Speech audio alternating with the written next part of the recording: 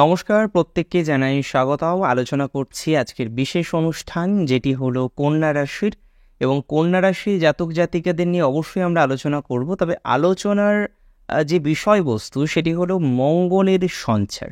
আর মঙ্গলের সঞ্চারের রেসপেক্টে কন্যা রাশির জাতক জাতিকারা কেমন থাকতে চলেছেন বা কেমন থাকতে পারেন, আজকে কিন্তু সেই বিষয় নিয়েই আমরা চর্চা করব বা বিশদে আলোচনা করার চেষ্টা করব।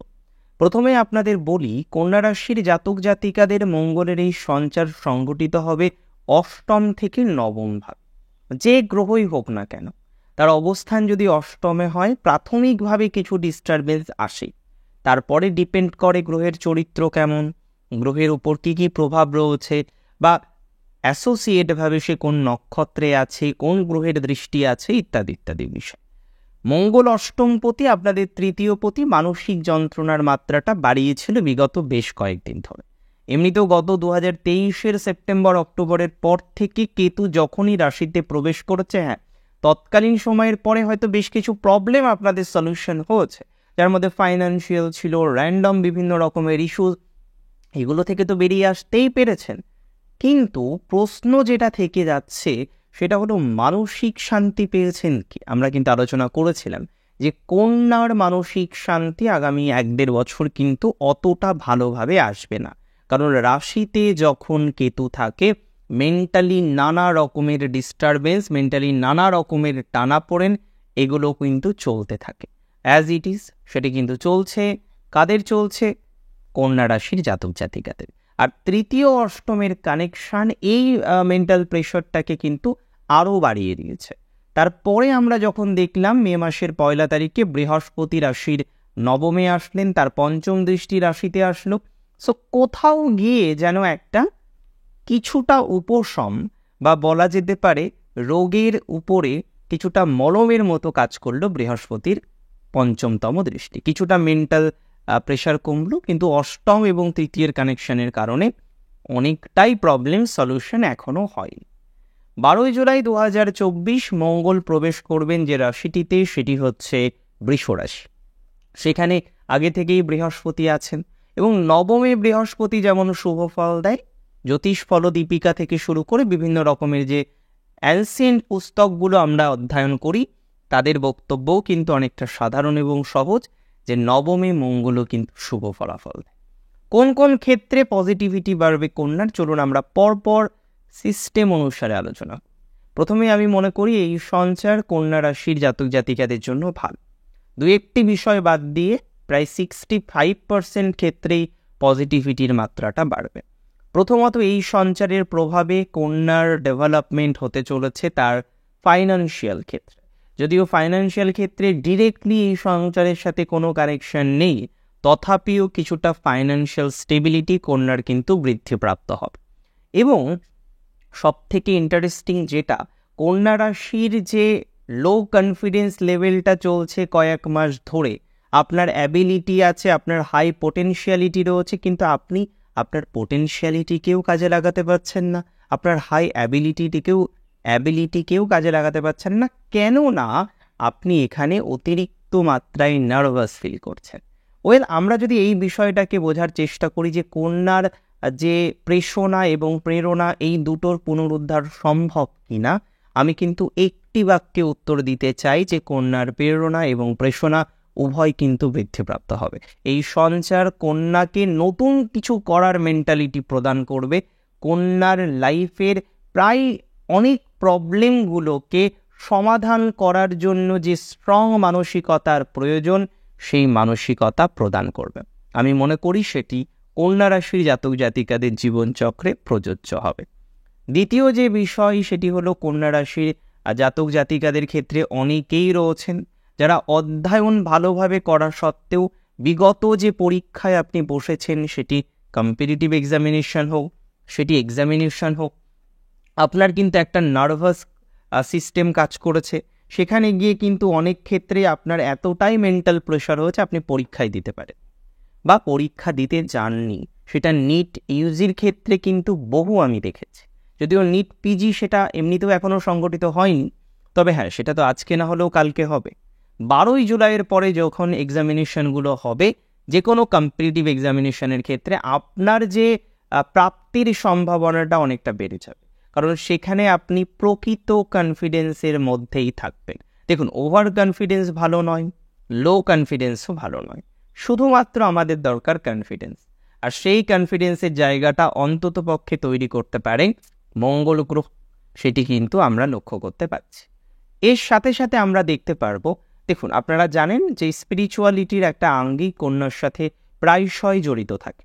কন্যার লাইফের যদি আমরা 4টে পিলার পয়েন্টকে নির্বাচন করার চেষ্টা করি, অবশ্যই প্রথমে মা, সেকেন্ডলি আমরা রাখবো তাদের যে ক্রিয়েটিভ বা তাদের যে এক্সট্রা কারিকুলার যে সত্তা, তার বিকশিত করার একটা প্রচেষ্টা, সেটা অনেক ক্ষেত্রেই তারা প্রফেশনাল লাইফের ক্ষেত্রে করে থাকেন।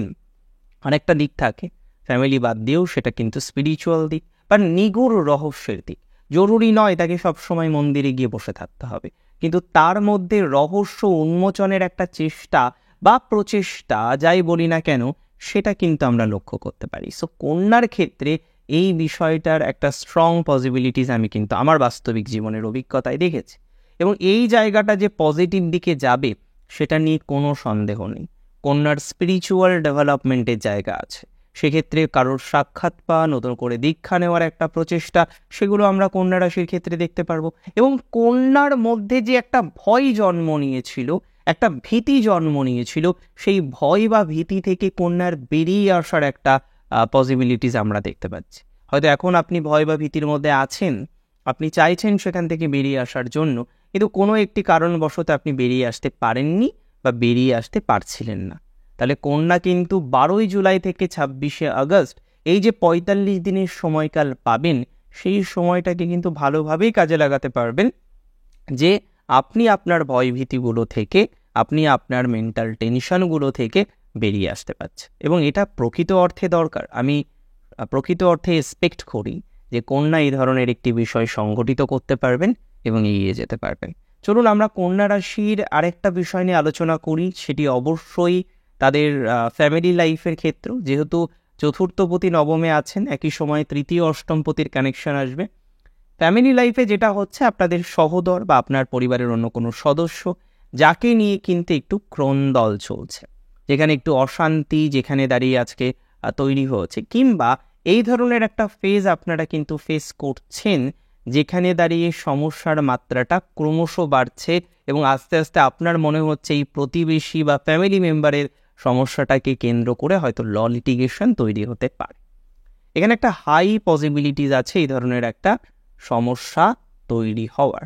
তবে আমি ব্যক্তিগতভাবে মনে করি, সমস্যা তৈরি হলেও সেই সমস্যা থেকে যে বেরিয়ে যাবেন এবং এই মুহূর্তে দাঁড়িয়ে আপনাকে ল লিটিগেশনে কেউ হারাতে পারবে না, সেই বার্তাটা আপনাদেরকে দিতে পারি। সেই বার্তাটাই কিন্তু আপনাদেরকে দিলাম। চলুন আমরা ফার্দার আলোচনা করি কন্যা রাশিকে নিয়ে, এবং কন্যা রাশির যে বিষয়বস্তুটা দরকার বোঝার ভালোভাবে, সেটা হলো তাদের সার্ভিস লাইফ এবং সেলফ প্রফেশন দুটোই এই সঞ্চারে প্রভাবিত হবে। মূলত সেলফ প্রফেশন বেশি প্রভাবিত হবে এবং সেটি পজিটিভ দিকেই যাবে, যেহেতু নবমে অবস্থিত বৃহস্পতির নবমতম দৃষ্টি আপনার রাশি সাপেক্ষে রাশির পঞ্চমে থাকবে। সো কোথাও যেন গিয়ে আমরা সেলফ প্রফেশন প্রভাবিত হতে দেখব। কন্যা রাশির জাতক জাতিকাদের স্বনিয়ন্ত্রিত বৃত্তির ক্ষেত্রে ধনাত্মকতার জায়গা, নতুন কিছু অ্যাচিভমেন্টের সম্ভাবনা, এই মাত্রাগুলো কিন্তু অনেকাংশেই বৃদ্ধিপ্রাপ্ত হতে পারে। এবং বৃদ্ধিপ্রাপ্ত হলে তো হবে না, আর্নিংটাকে বাড়তে হবে, সেই জায়গাটাও আমরা দেখতে পারবো। তবে কয়েকটি প্রফেশনে খুব সচেতন থাকতে হবে। যারা ইট, বালি, পাথর, সিমেন্ট এই ধরনের ব্যবসার সাথে যুক্ত, যারা যুক্ত রয়েছেন ইলেকট্রিক্যাল বা ইলেকট্রনিক্সের সাথে, যারা চর্মের বা লেদারের ব্যবসার সাথে যুক্ত, যারা নতুন ভেঞ্চার শুরু করবেন ভাবছেন এবং যে ভেঞ্চারটা হলো ইলেকট্রিক কোনো স্কুটার হোক, ভেহিকেল হোক, তাদের কিন্তু সচেতন থাকতে হবে। যে কোনো ভেহিকেল রিলেটেড বিজনেস স্টার্ট করার ক্ষেত্রে কন্যাকে অনেক বেশি সতর্কতা গ্রহণ করতে হবে। কন্যা রাশির জাতক জাতিকাদের ক্ষেত্রে অনেকেই রয়েছেন, তারা কিন্তু নতুন ভেঞ্চার শুরু করার কথা ভাবছেন। অবশ্যই ডিজিটাল মাধ্যমকে প্রাধান্য দিতে পারেন, তবে বিনিয়োগের মাত্রা যদি 10 লক্ষের বেশি হয়, সেক্ষেত্রে একবার নয় 100 বার আপনাকে ভেবে নিতে হবে, কারণ এই সময়ে ভুল বিনিয়োগের সম্ভাবনাও কিন্তু কন্যা রাশির জাতক জাতিকাদের যথেষ্ট পরিমাণে দেখা যায়। যেহেতু সপ্তমভাবে রাহুর অবস্থান আছে, অনেকটা আবেগ দ্বারা আপনি পরিচালিত হতে পারেন, তাই আবেগ নিয়ন্ত্রণ প্রয়োজন।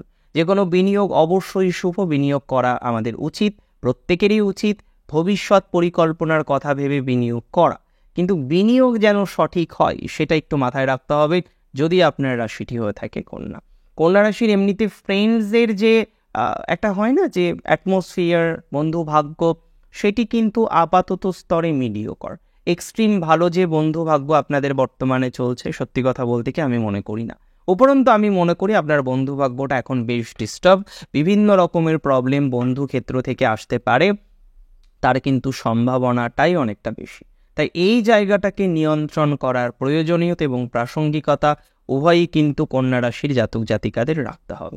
কন্যা রাশির জাতক জাতিকাদের ফার্দার চলুন আমরা ডিসকাস করি, এবং এবার আমাদের ডিসকাশনের যে বিষয়বস্তুটা রয়েছে সেটা হলো কন্যা রাশির যারা চাকরি পরিবর্তন করতে চাইছেন।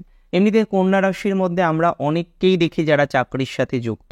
দেখুন, যারা চাকরি পরিবর্তন করতে চাইছেন, চাকরির সাথে সংযুক্ত আছেন, তারা চাকরি পরিবর্তনের কথা কিন্তু ভাবতে পারে। এক্ষেত্রে খুব যে নেগেটিভ হবে আমি মনে করি না। 12ই জুলাইয়ের পরে ভাবাটাই বেটার। মাঝে কিন্তু কিছুদিন আমি আপনাদের বারণও করেছিলাম, তবে 12ই জুলাইয়ের পর থেকে আপনি আবার ভাবতে পারেন পরিবর্তনের কথা, এবং এমনভাবে পরিবর্তন করবেন যে 12ই জুলাই থেকে 26শে আগস্টের মধ্যে এন্টায়ার প্রসেস কিন্তু কমপ্লিট হবে। সেটা না হলে আবার সমস্যা হতে পারে। এমনিতে এই মুহূর্তে আপনার শত্রুতার জায়গা প্রবল, বাড়িতে শত্রু, পার্টনারশিপের ক্ষেত্রে শত্রুতার জায়গা আছে। যতটা নিয়ন্ত্রণ করা সম্ভব নিয়ন্ত্রণ করার চেষ্টা করুন, নিয়ন্ত্রণ করে এগিয়ে যাওয়ার চেষ্টা করুন, সেটা অনেকটা বেটার হবে। কন্যা রাশির জাতক জাতিকাদের খুব কাছের বন্ধু বা কাছের বান্ধবীর সাথে সম্পর্ক হানির একটা সম্ভাবনা আমরা দেখতে পাচ্ছি। এই জায়গাটাকে নিয়ন্ত্রণ করার চেষ্টা করা উচিত। আর কন্যা রাশির রিলেশনশিপের জায়গাটা যদিও এই সঞ্চারে বিশেষ প্রভাবিত হবে না, তবে যেহেতু বৃহস্পতির অ্যাসপেক্ট পঞ্চম ভাবে থাকছে, কিছুটা রিলেশনশিপগত সমস্যাও সমাধানের যোগ থাকছে। কন্যা রাশির জাতক জাতিকাদের ব্যয় বৃদ্ধির প্রবণতা থাকছে, যদিও আয়ের জায়গাটা যে নেগেটিভ হবে সেটা মনে করছি না। তবে কন্যার কোনো একজন রিলেটিভ, যেটি হয়তো বা মায়ের দিক থেকে, সেটা মাতুল হতে পারে, মাসি হতে পারে, মাসির ছেলে হতে পারে, মেয়ে হতে পারে, এই দিক থেকে কিছুটা ডিস্টারবেন্স আসার সম্ভাবনা কিন্তু রয়েছে, যেখান থেকে আইদার প্রপার্টি রিলেটেড কিছু সমস্যা হতে পারে বা অন্যান্য কোনো একটি সমস্যা হতে পারে। তার সম্ভাবনাটাই কন্যার কিন্তু বেশি। চেষ্টা করতে হবে এই বিষয়টাকে যতটা সম্ভব হয় নিয়ন্ত্রণ করার জন্য। চলুন ফার্দার আমরা ডিসকাস করি। এবার আমাদের ডিসকাশনের অন্যতম বিষয়বস্তু হলো কন্যার যারা কর্পোরেট সেক্টরে আছেন এবং বর্তমানে অফিস পলিটিক্স আপনার অন্যতম বড় সমস্যা। কর্পোরেট সেক্টরে যারা আছেন কন্যার অফিস পলিটিক্সের মধ্যেই পড়তে হয়েছে, তাদের ক্ষেত্রে হয়তো এই মুহূর্তে প্রমোশন পাওয়ার কথা ছিল, সেটা কোনো কারণে হয়নি। একটা হাই পসিবিলিটিস আছে এই টাইমে কোনো অ্যাপ্রাইজাল আসা, যদিও এই সময় ম্যাক্সিমাম কোম্পানির ক্ষেত্রেই সাধারণত অ্যাপ্রাইজাল আসে না। তবুও যদি আপনাদের কোনো রুলস রেগুলেশন থাকে, বিশেষ অ্যাপ্রাইজালের কোনো পর্ব থেকে থাকে, তাহলে এই সময়টিতে আপনি যে এগিয়ে থাকবেন এটি নিয়ে কিন্তু কোনো সন্দেহ আমি প্রকাশ করছি না, বা সন্দেহ প্রকাশ করার কোনো অবকাশ অন্ততপক্ষে আমার কাছে নেই। কন্যা রাশির জাতক জাতিকাদের এরপরে চলুন আমরা ফার্দার আলোচনা করে নিই। এবার আমাদের আলোচনার বিষয়বস্তুটা হোক কন্যা রাশির আত্মনিয়ন্ত্রণের ক্ষেত্রটা, মায়ের সাথে রিলেশনশিপের জায়গাটা। এমনি মায়ের সাথে, ইভেন পিতার সাথেও সম্পর্ক ভালো থাকবে। পিতার সাথে মাঝখানে সম্পর্ক খারাপ হয়েছিল, দুই মেরুর হয়ে যাচ্ছিলেন, যদিও মেরু নিয়ন্ত্রণের সম্ভাবনা প্রবল, এবং এক্ষেত্রে কিন্তু অন্তত বাবা মায়ের সাথে সম্পর্কটা এক্সট্রিম খারাপ দিকে যাবে না। ভাইয়ের সাথে ক্রন্দনের মাত্রাটাও দেখবেন কমে যাবে, এবং যাদের মায়ের একটু ক্রিটিক্যাল কন্ডিশন মাঝে চলে এসেছিল, নিশ্চিন্তে থাকুন, শ্রী গণেশের আশীর্বাদে আপনার এই পরিস্থিতিটা সামলে নিতে পারবেন। মেডিকেল এক্সপেন্সের সম্ভাবনা থাকলেও সেটি খুব ফ্যাটাল দিকে যাবে না, এই বার্তাটা আপনাদের ক্ষেত্রে কিন্তু দিতে পারে। সুতরাং এই বিষয় নিয়েও কিছুটা নিশ্চয়তা বা কিছুটা নিশ্চিন্ত হওয়া যায়। দেখুন, আজকের অনুষ্ঠান এই পর্যন্তই ছিল। মঙ্গলের সঞ্চার নিয়ে আলোচনা করলাম। কেমন লাগলো আজকের অনুষ্ঠান আমাকে জানাবেন কমেন্টের মাধ্যমে। আর প্রচুর প্রচুর প্রচুর ভালো থাকুন আপনারা প্রত্যেকে। শেষ করছি এখানেই। জয় শ্রী গণেশ।